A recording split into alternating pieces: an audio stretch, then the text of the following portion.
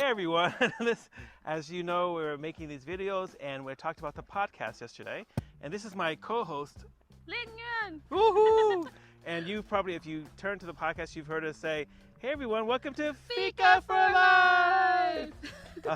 So now you know what we look like. When we say it. Exactly. We can go, we don't have to stand still. So I have like a little camera thing here. So.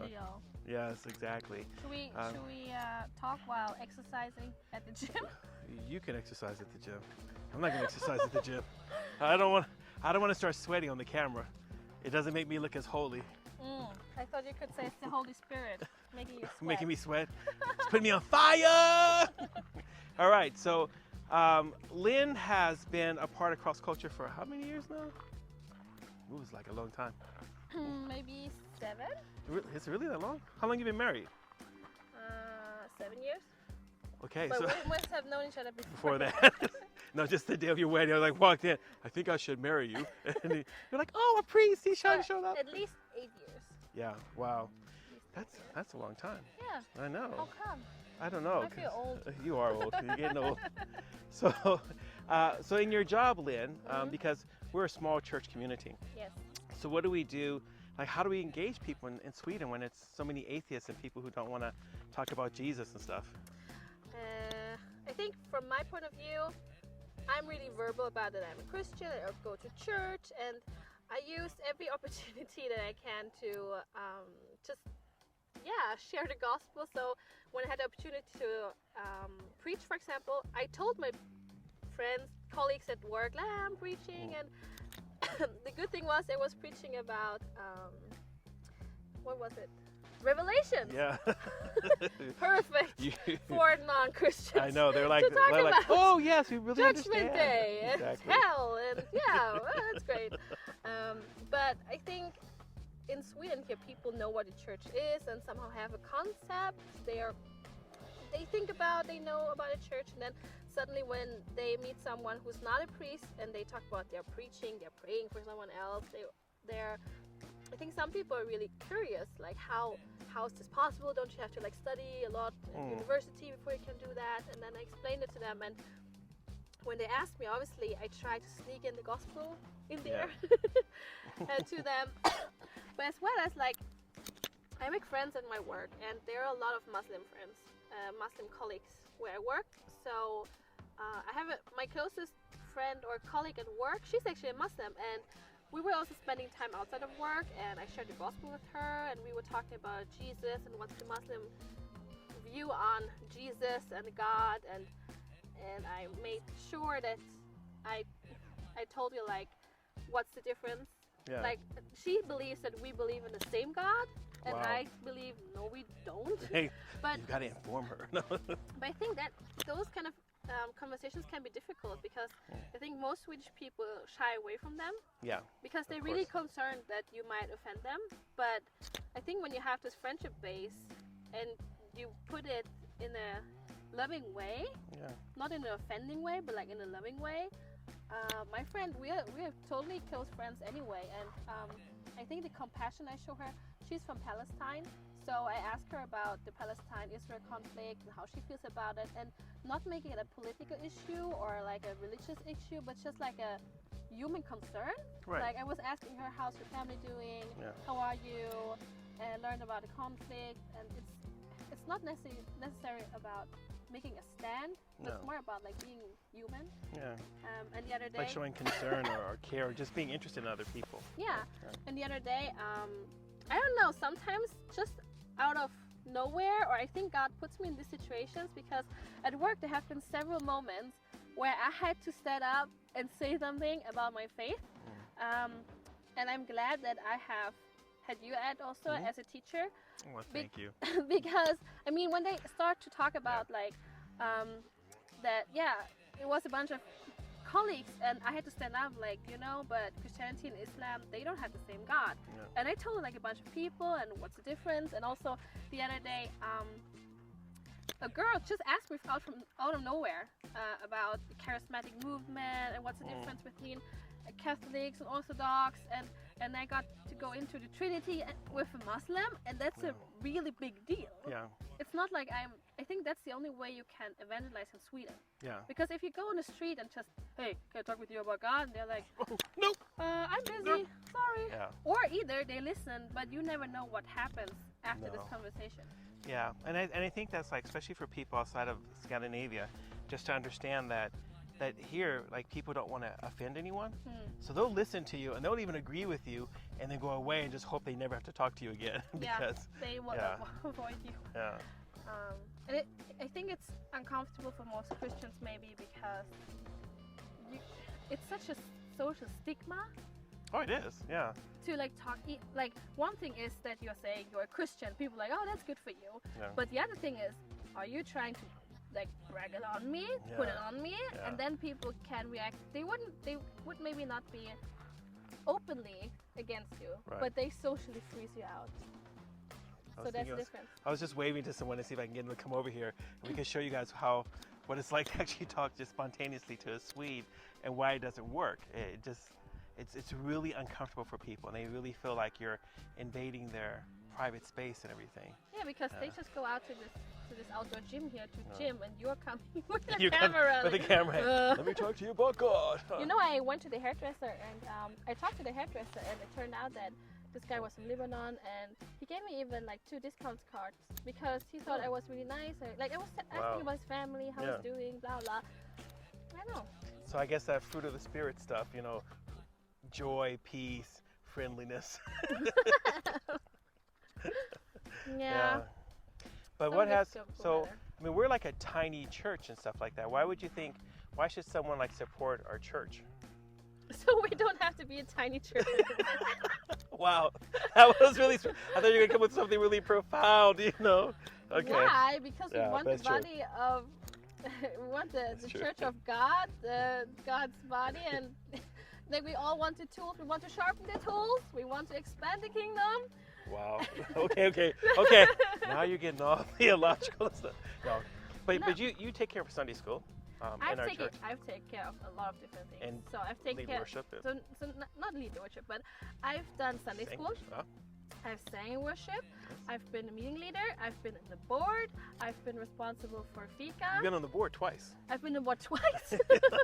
And I've seen this church progress a lot. And I think there have been so many people coming and going, and I still have contact with some of them, and they have, like, the time they spend in cross culture really has impacted them. And I think that Poscast has so much to give that other churches cannot. For example, we are multicultural. That means we have so many people from different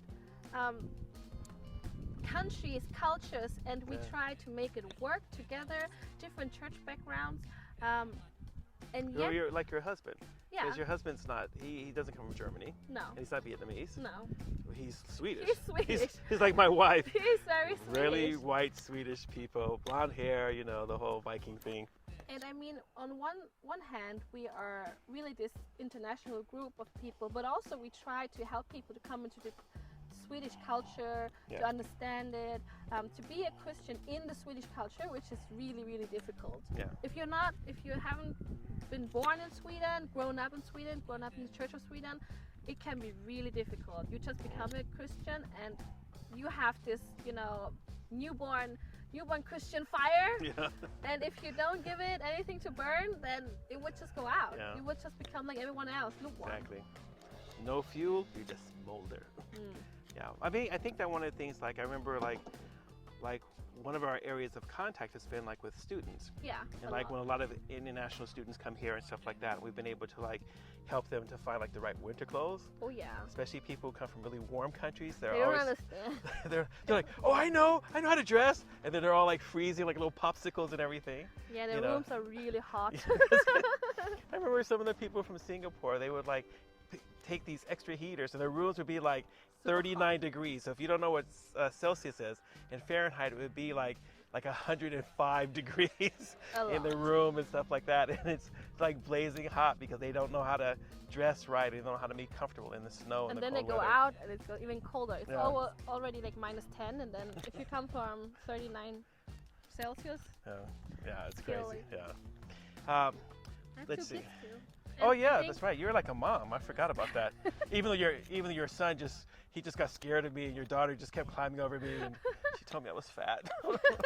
It's fine. She tells me to. I know. Well, you know, We children work- are honest. We work on that. Like, But it's good. Kids should be honest. I'd rather have a kid that tells me the truth than someone says, no, you look just like Santa Claus, Batman.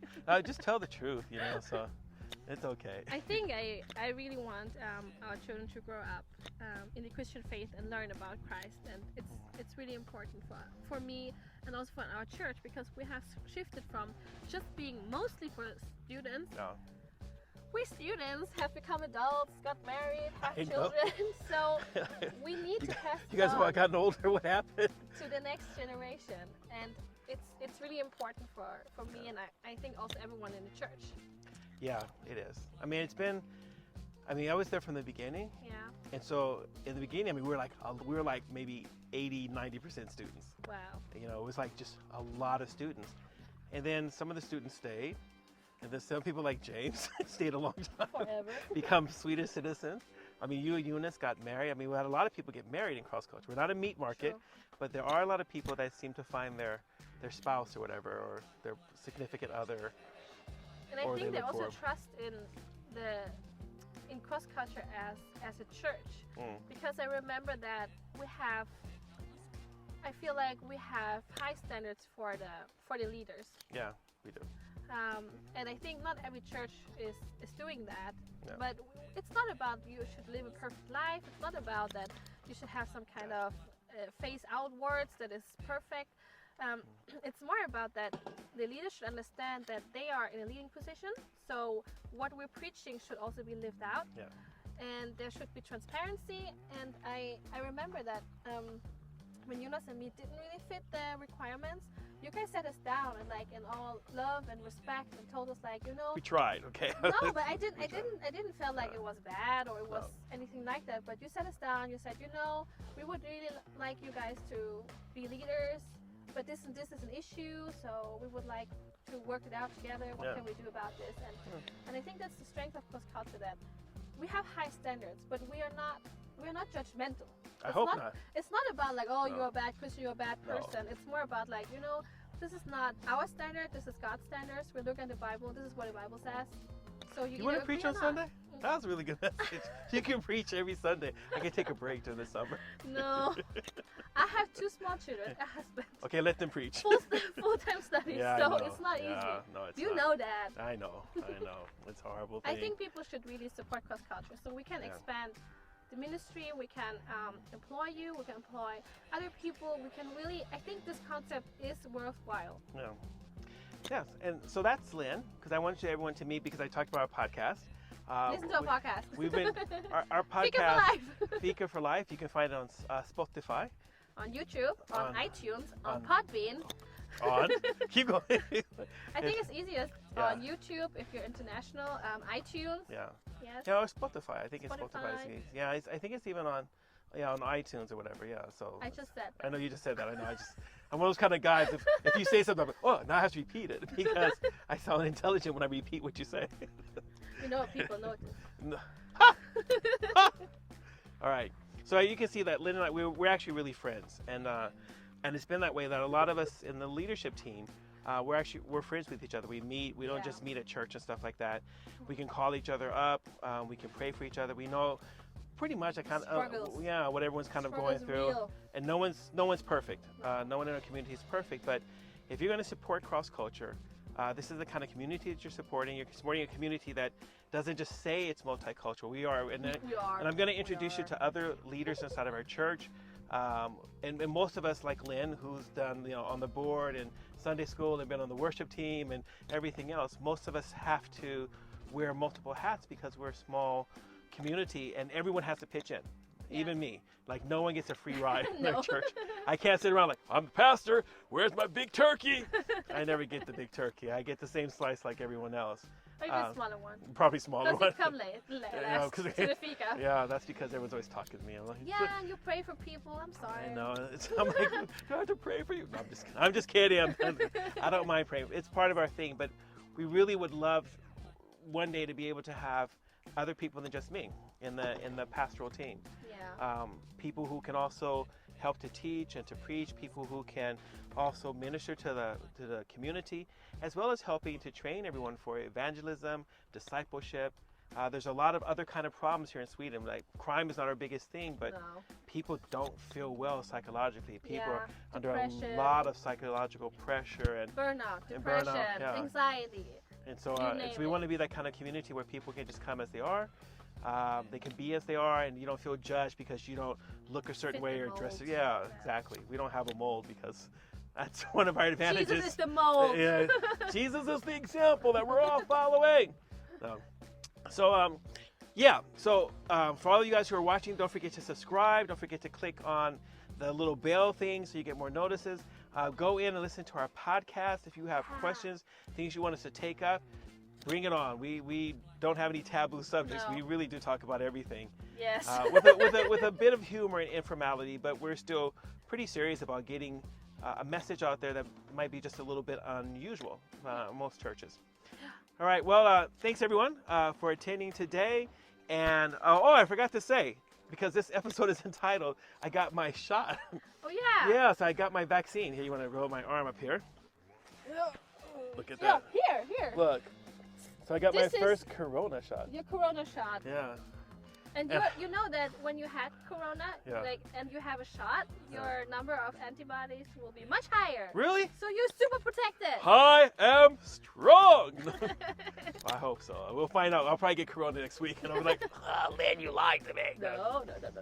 You'll be fine. But we do this because we also want to be as safe as we can in our community, and we want people who come to our community to know that we also value not just their spiritual health, but also their physical health and mental health.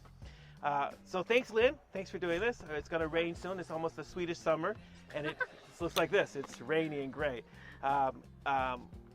Podcast, go to our homepage, www.crossculture.se, and watch and Fika for life! Fika for life! All right, thanks, everyone. Bye-bye.